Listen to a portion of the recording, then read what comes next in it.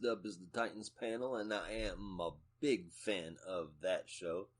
I do enjoy it. I'm glad to hear that it's going to be carrying on past the DC streaming service.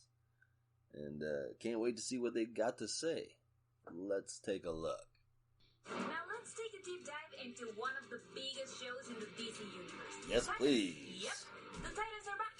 Nightwing, Robin, Beast Boy, Wonder Girl, Raven, Starfire, Huck, Dove, Connor, and even the next big villain they'll be facing, Blackfire. They're all here. Blackfire, confirmed as the next villain. Executive producer Greg Walker to talk all things Titans, the past, present, and future. Let's check it out. Alright.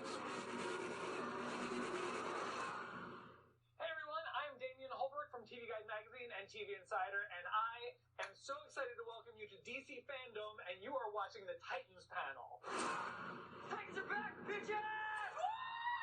Let's introduce all of you along the way. We've got executive producer Greg Walker, Brendan Thwaites, who plays Dick Grayson, Tegan Croft, who plays Rachel, Anna Jope, who plays Corey Anders, Ryan Potter, who plays Gar Logan, Alan Richardson, who plays Hank Hall, Minka Kelly, who plays Dawn Granger, our new guy, Joshua Orpin, who plays Connor, and Connor Leslie, who plays Donna, and then Curran Walters, who plays Jason Todd, and Damaris Lewis, who's coming in as Blackfire. We've got a list of some fan favorite moments.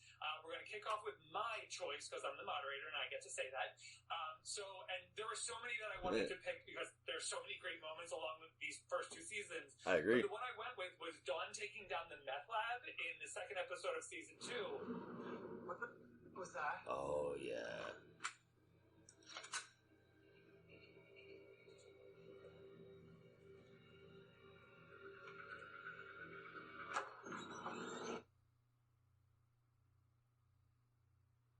Oh, it looks like I'm having some technical issues.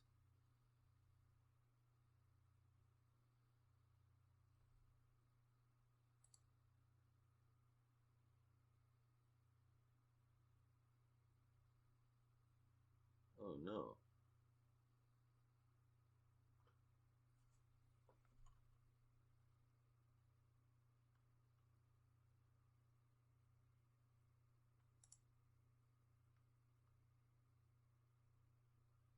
This is 911. What's your emergency?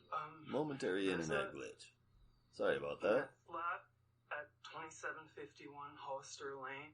It's being run by 3 completed. 3 completed. So, you better have someone come down and arrest us. This was pretty good. One of the great moments in the show. One of the reasons why I like it so much. It's...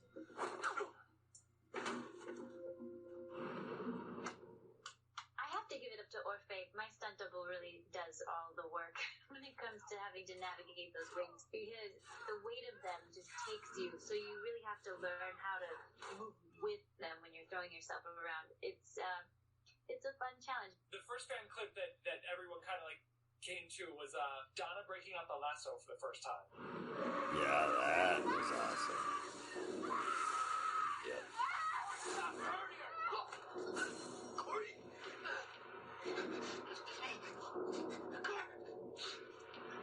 This is when Starfire was coming back from losing her memory and realizing she was supposed to be going after Rachel and not understanding everything. And there's the golden lasso. Man, did they make it look good.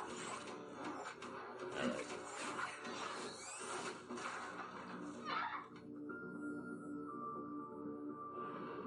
Heck yeah. I love the Corey and Donna friendship.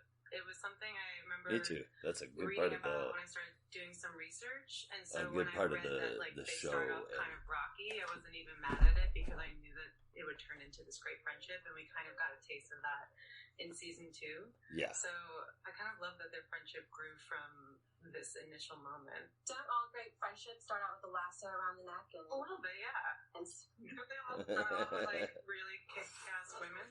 yeah. Really? Can resist. All right, let's look at clip 2 from episode 6, Jason Todd.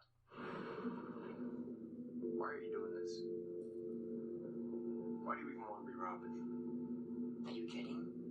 This is the dopest gig ever. Hanging out with Batman, kicking bad guys' asses, being famous, driving the goddamn Batmobile. Hey, let's see you drive the Batmobile.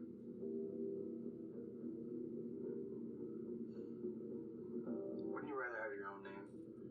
Like Sparrow or Blue Jay for Jason? No. The whole point is being Robin.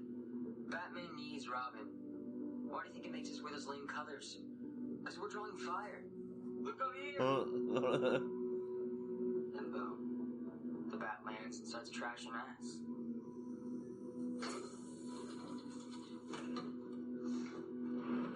I think that Calls it like he sees it. The brother-stepbrother relationship, in the build between them over the season, and season 2 even showed more. So I think that was probably the best scene that shows the relationship for sure. I think that Dick is, he's annoyed by that and he's frustrated by this kid, but essentially takes on the role of mentor and tries to inspire him, to believe in the same things that he does and to fight crime in the way that Dick is learning to fight crime. Right. And ultimately he fails in connecting with him, and that scene at the end of season 2 on the rooftop is kind of an example of Dick putting aside his problems and offering to open up that channel and kind of put it on the table as, I'll help you and be a mentor. They need your leadership, Jason. You need to set the tone. I'm not Robin anymore. You are. The next clip is quintessential Jason. All we know is that whatever the cause of the phenomenon, it appears to have been abated by this new group of masked heroes. So, Oh, yeah. Quintessential Jason, alright. You're back, bitches! You're kind of a raunchy kid. That what you like? Admit it.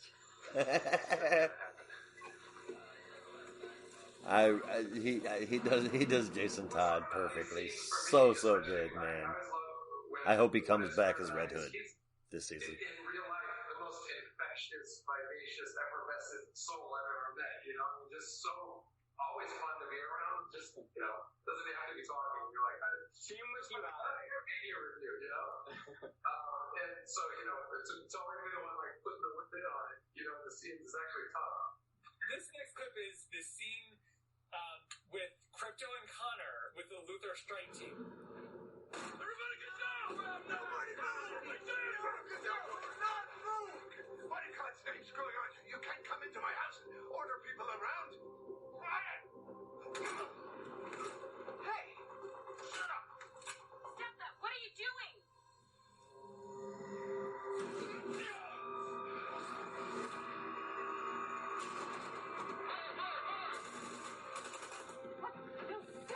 What is that gonna?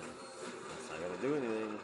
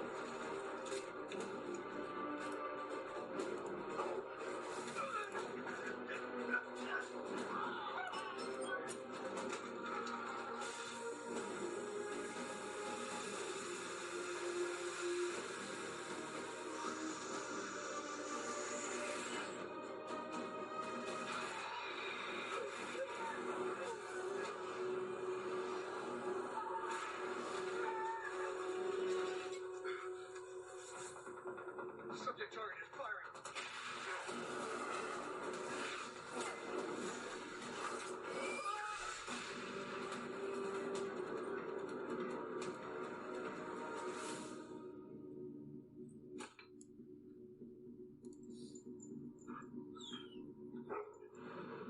Let's be real. Like, Crypto is the MVP of that scene and probably of the episode. So that scene with him, like, I think everybody got a little giddy when they saw that.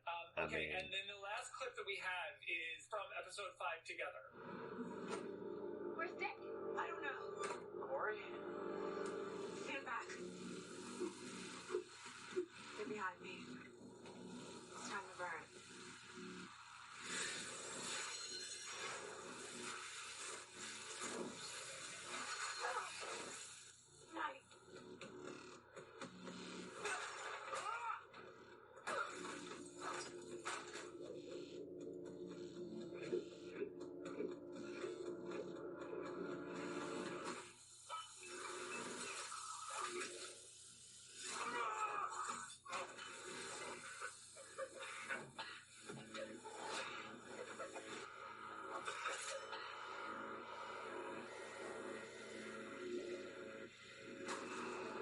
And they're like, it's him. It's Robin.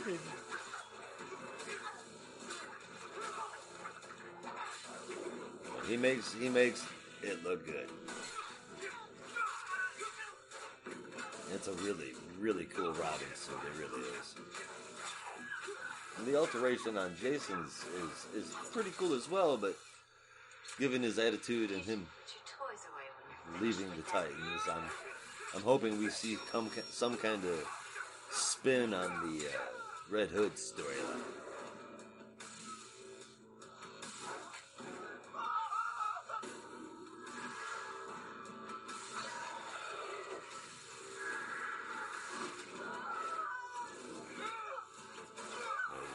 Watching them all work together too, and I like the way that they did Raven's powers. I'll say I'm so happy to see that this scene was voted on by the fans because it was so hard to film. I don't know if you guys remember, but we were filming in what we.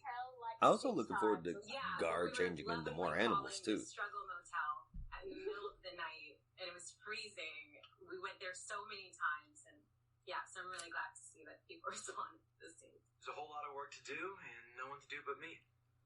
So let's get started. And Ryan, you had that great episode where we're waiting for Connor to wake up, and you got to just do like the day over and over again. That was a good time. Boris, our like season-long DP, was directing that episode bit, and it was just a really intimate set than what we usually go through because we were like changing clothes every 5 minutes and going from one set to another. It was just like an entire day of just goofing off and like just coming up with new ideas, and like there was so much stuff that didn't make it because of how much stuff we actually shot of Gar in the Titans Tower just being Gar. Damaris, we got a couple tastes of you at the end of last season, but now you're coming in full-fledged. But I'm not completely sold on her being all evil. It's funny you say that because the villain, I think the villain is generally always my favorite character in a lot of movies because there's a reason why that they're a villain. And I'm excited to see especially what gets cooked up for our duality, I would say, especially like with Corey being of the same, blood or whatever we have on our planet, and but with different ability. So I think it's going to be really interesting seeing what happens. I'm coming for you. Good. Will Blackfire meet the rest of her friends? Because I need to know what she thinks of this group. She's going to have a room in Wayne Manor. Get ready. It's going to... No, wait, seriously? It's going to mix things up, yeah. My God, I love this. This season, we're going to bring up a new villain. And it's a villain, if you've watched the show, you know that Jason Todd's had a rough run. And he had a falling out with the Titans. Yeah. And it didn't end well. And even the Titans, as they kind of reunited as a team, were absent one member at the end. Yeah. On a motorcycle and had a fallout. And, there's that proverb, if something along the lines, the child who is not embraced by the village will burn it down to feel its warmth. And that child comes back in the form of Red Hood. Yes! Oh, all right. Oh, best news. Oh, goodness, yes. I'm excited, obviously, and I feel some pressure, but I'm ready to take it on, 100%. So, and I'm very excited. I've been wanting this for a while now. So, the big change is our team goes to Gotham, and there's a whole new set of challenges that lie and wait for us in Gotham. Gotham is filled with iconic characters. Who can you tell us? Oh man, I'm so happy. I'm so excited. Yes. Dr. Jonathan Crane. Red Hood. Also known as Scarecrow. Yeah. And we have another, classic character in the canon named Barbara Gordon. Commissioner Barbara Gordon. Okay. The second gen coming up. There was originally Batman and Jim Gordon, and now we have Nightwing and Barbara Gordon trying to kind of deal with the mistakes of their parents, and it turns out a lot more difficult than anybody thought. I like that. I like that way. I want to thank you all and congratulations on the awesome run so far. Thank you. Very interesting. Oh, that is awesome. All right, so that is it for the Titans panel. Over to you, Jaden. Now we're going over to Aquaman. Thank you, Gabby. It's great to be back with everyone. As your resident Aussie, I had to come back and talk about when director James Wan went down under. Then, even further underwater with Jason Momoa and the brilliant cast. 4 years later, in 2022, you can expect to see the sequel, giving a whole new meaning to Long Time No See. But of course, here at the DC FanDome, you won't have to wait another minute to wet your whistle. So let's dive into Aquaman with James Wan and King Owen himself, Patrick Wilson, here to chat about some of their best memories from set. All right. Hello there, Patrick Wilson. Hello, is that James? That is James Wan. How are you, dude? You look good. Okay. Do I look like I'm on this Statue of Enterprise? Yeah. Wait, should I get the fancy chair? You look good. But you're good. Aquaman is, what is that, Patrick? Is that the 5th film that we've collaborated together? Well, yeah, in series 1 and 2, Conjuring 1 and 2. And yeah, it is the 5th one. Seems like. So, let me ask you, Patrick, how did you first heard about this particular project, Aquaman? I believe we were on the set of Conjuring 2. Yes. And you said that you had, I don't think you weren't really signed on yet, but you knew you were going to do this project, right? Right. And I think you kind of floated it out there about Ocean Master, right? Or maybe it was through a text, and then we spoke the next day or something. Let me ask you, when did you think that I would be right for Aquaman? The moment I decided I was going to do it. Really? Yeah, that's early on. I'm like, we know that Momoa was already on board, and I felt like the only other guy that could go up against Jason that, at least to the level that I need him to step up to, was yourself. So I floated the idea with Warner Brothers, with DC, and they They're like, no. No, they were very supportive from day one.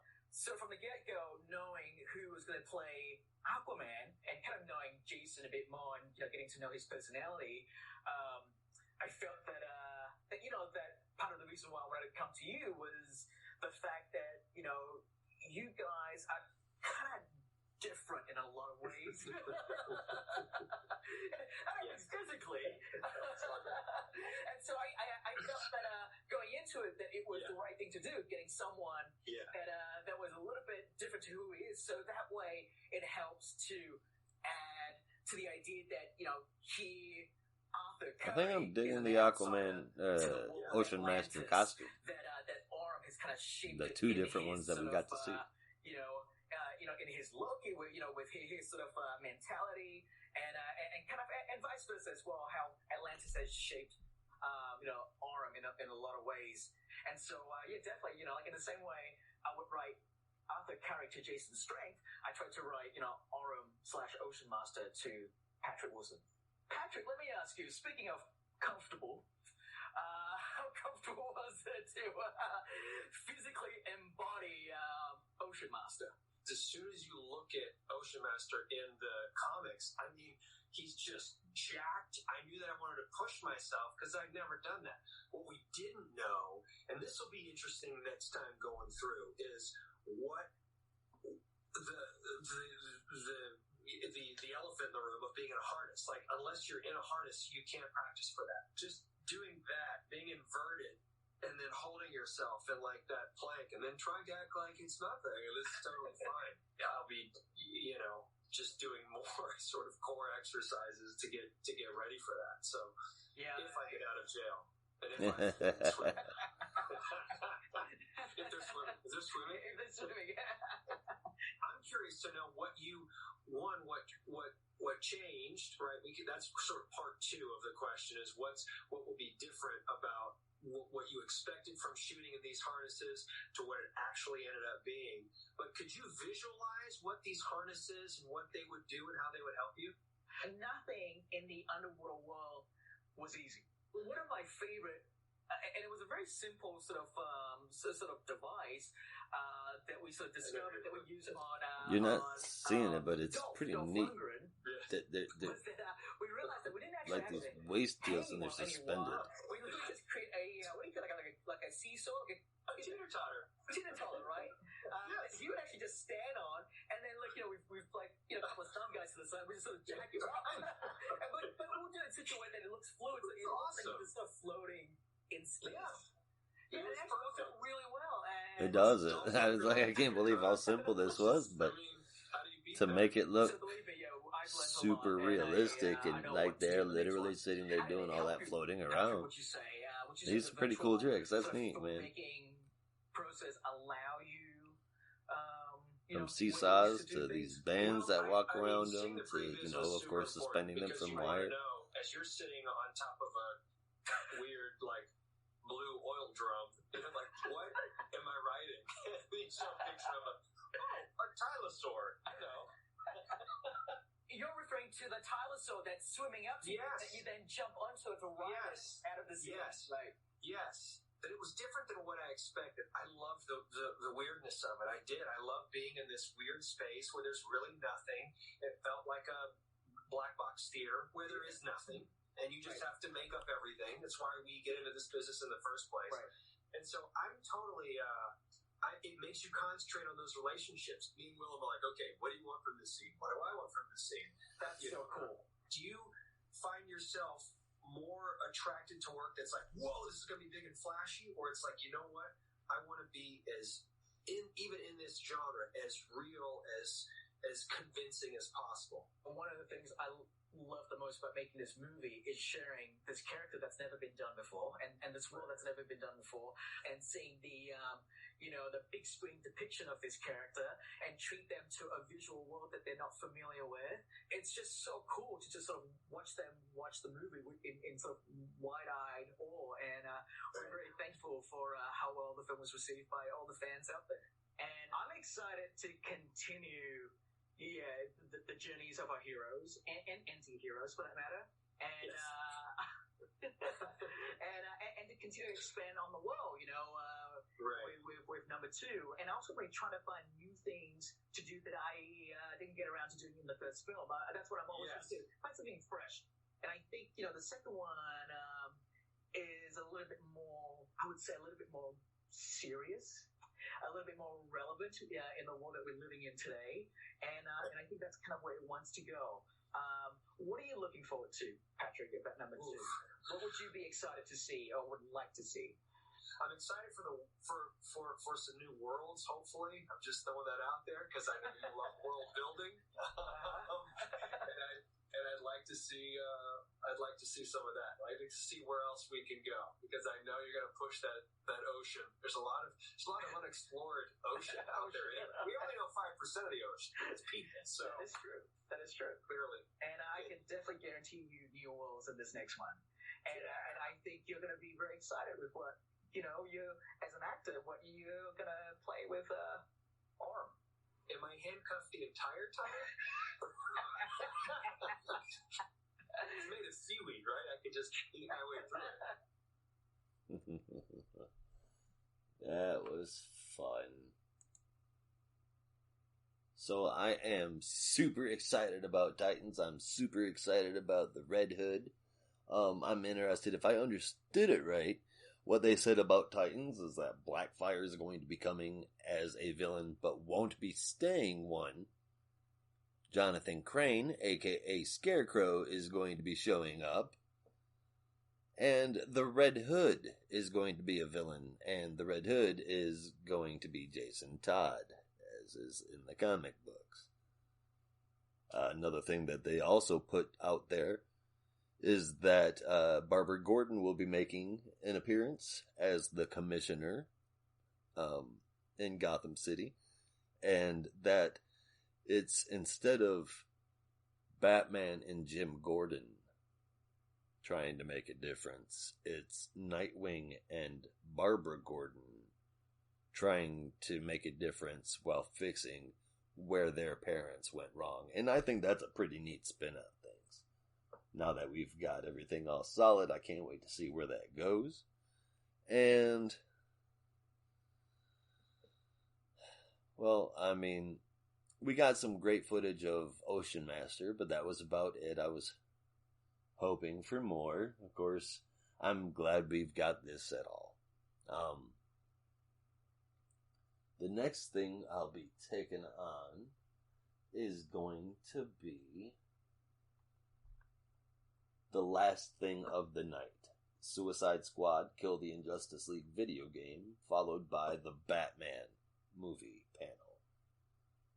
And then that'll be it for the night. Don't forget to catch us on Patreon. I'll be uploading content like this and much more as I get some listeners and there's some requests for other content. I'll be putting it out there. You can get on there for as low as $1 a month and get early access to all of our regular podcast shows. I release the podcasts coming forward. I'll be releasing them on Sundays or Mondays.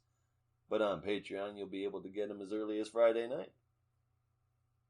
That's patreon.com/Not a Robot Podcasts. See you there.